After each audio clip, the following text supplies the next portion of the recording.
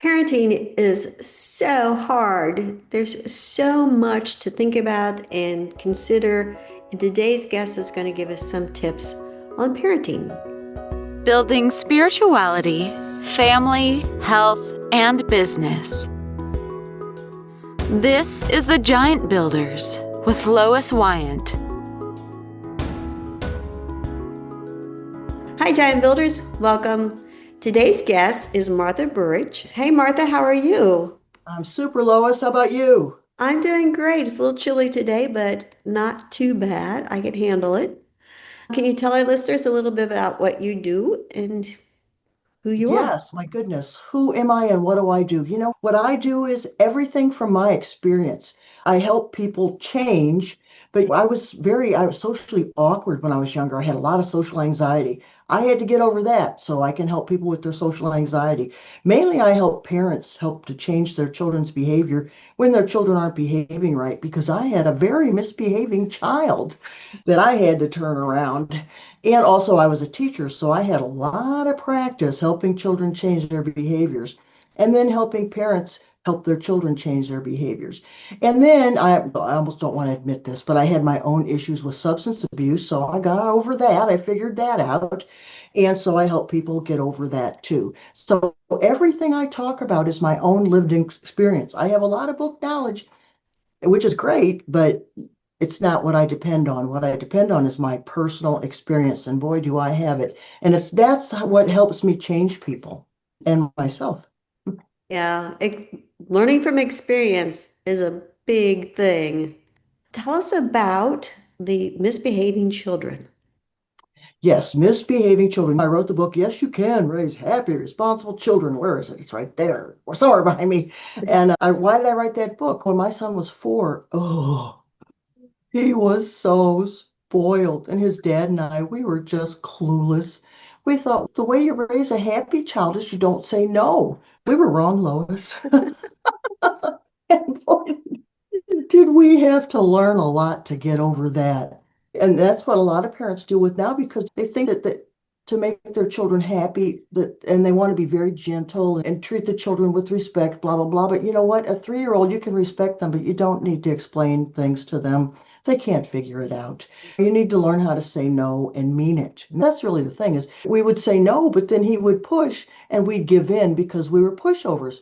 So I had to learn how to say no and mean it. First thing I'm going to tell parents is think long and hard before you say no, because you put your foot down. So if you don't mean it, don't say it. Oh yeah, my husband and I had a little like headbutting with that because he would always say things that he wouldn't mean, but I would always make sure that my no is no and my yes was yes. And so it was a little bit harder because I would try to tell him, yeah, don't say you're gonna knock their head down their neck or whatever, those stupid things like that. It's like, why are you saying that? You're not gonna do that. And then they know you're not gonna do that. And so it's not really being any beneficial. Yeah, and I make a lot of mistakes in my life. People who do things make mistakes. And especially people that do new things and they try new things. I make a lot of mistakes. And if somebody was to yell at me or to tell me, you know what, I'm going to hit you or I'm going to knock your head down your throat or whatever, I'd be scared. And I would be like, I'd be afraid to do anything. And there's even a story of a woman that was in therapy, I think it was, or maybe she was in research. But anyway, she had an 18-month-old child. And when she and the baby were home alone, they were happy and things went well. But the minute dad came home, the child would just sit in the middle of the floor and cry Mm. because every time the child did something the dad didn't like, he would get up and slap him or hit him or yell at him. So the child was just completely afraid of dad. And that's what happens. We have to have room to make mistakes. I have to be able to fall down. I have to be able to spill the milk. I Mm. have to be able to make a mess in order to figure out how do I clean it up and how do you do it best. But if you don't let me make those messes, then I'm going to be that person with social anxiety. I'm going to be that person with drug addiction and alcohol addiction and a whole lot worse because I'm afraid of the world. So we don't want to do that with our children. We want to help them. I had a student when I was a child psychology professor, and one of my students, her son was 2 or 3, and he put his shoes in the microwave, Lois. Oh. And she came to me and she told me about it. She goes, oh, he put his shoes in the microwave. I said, oh, goodness, what did you do? She goes, I spanked him. I said, you spanked him? Why? He did a bad thing. I said, how many things has he seen you put in that microwave that he has no idea are food? He was experimenting. He wasn't trying to burn your house down. You needed to say to him, never put anything in the microwave unless mommy or daddy are right here. Mommy and daddy push the buttons. Mommy and daddy put things in there. He needed to learn. He was being a kid. And if we don't let them experiment, we're restricting them. And then those kids who don't get to experiment and do things before they get to school and they're so far behind, they can't figure anything out. Yeah, I had a son put a little Hot Wheel car in the microwave. The Oh, wheels goodness. caught on fire. I'm like, Oh, yeah, my older son came yelling, Mom, Mom, come and see. And I went in there and there's a little wheel burning up in the microwave. And I quickly picked it up and said, okay, why'd you do that? He goes, what? I wanted to see what would happen. So this is what happens. It Yeah, burns up. And you this could is also what. tear up the microwave. So we won't do that. Like you said, he was experimenting.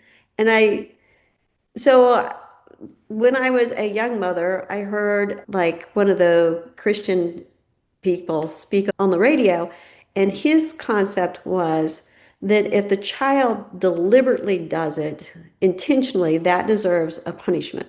But if they accidentally did it, then they just need to take care of the mess. So he gave the example of throwing a ball in the house.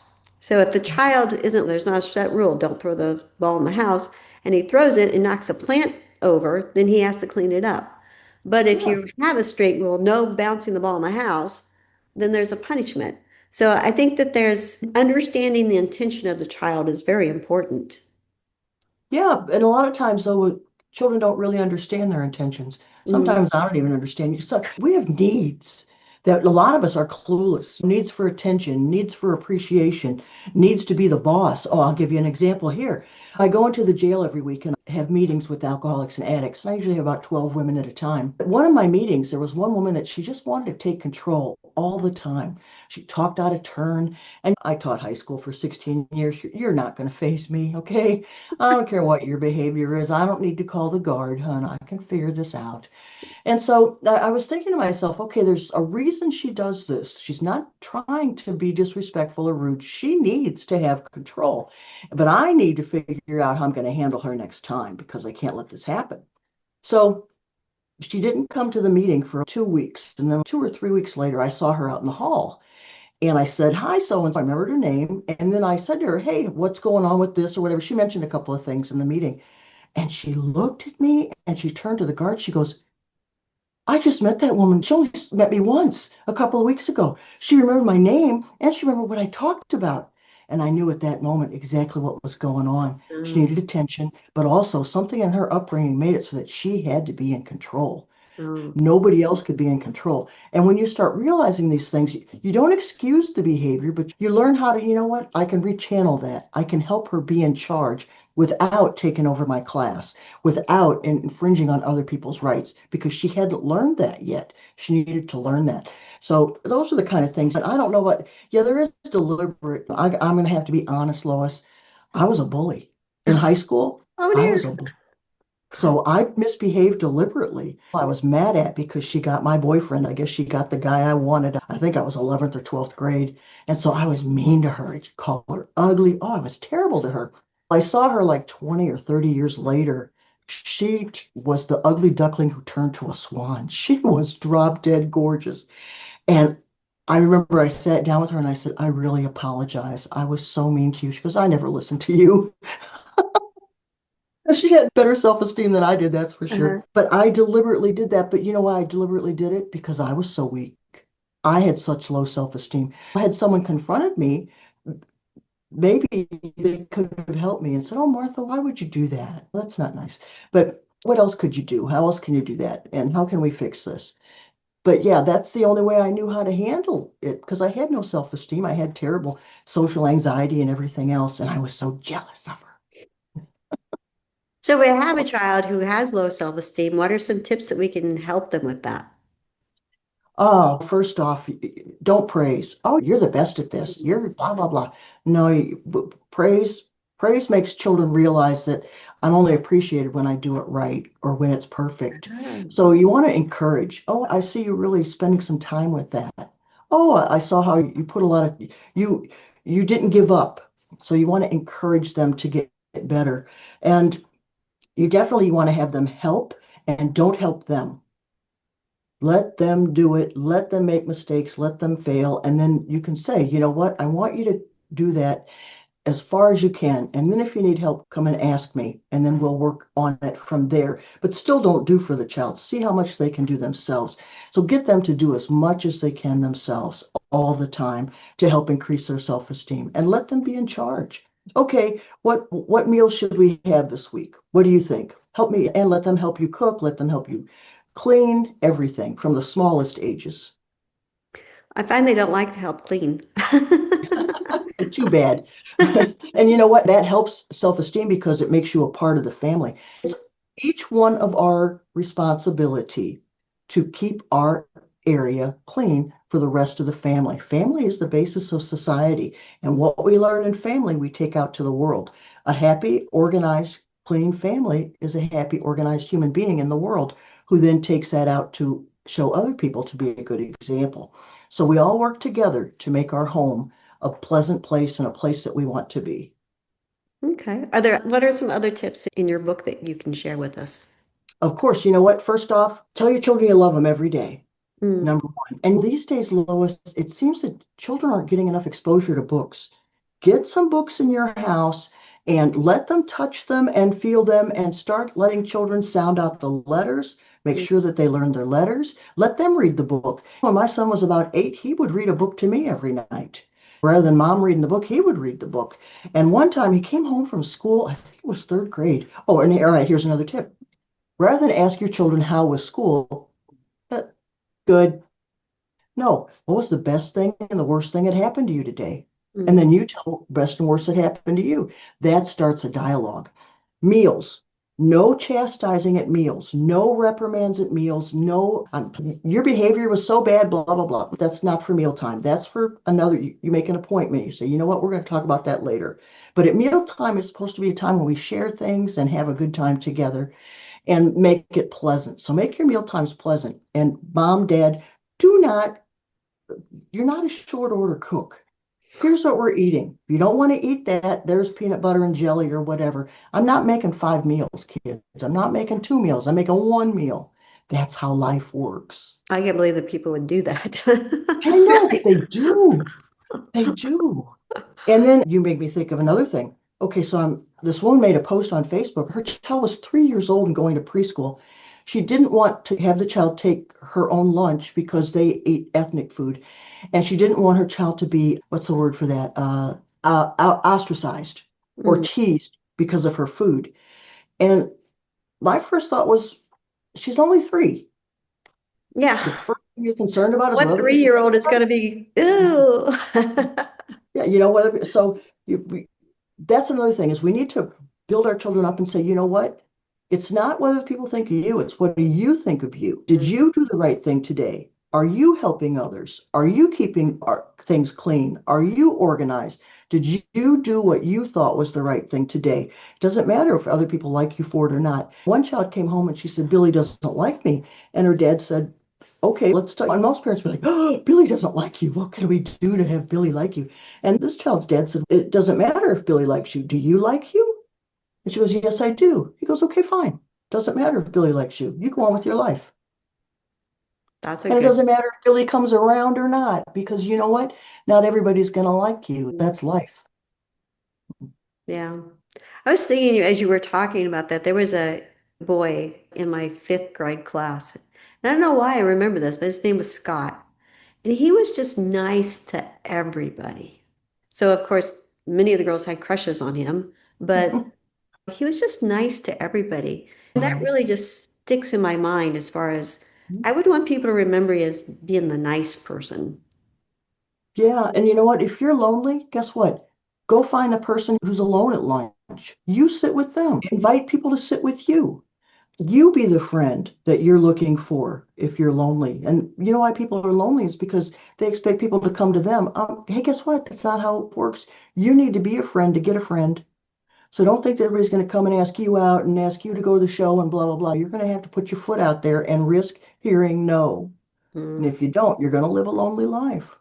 So be useful, but don't be useful to the point where you're miserable, where you feel like a doormat. We have to watch our boundaries too. Oh, that's a good point.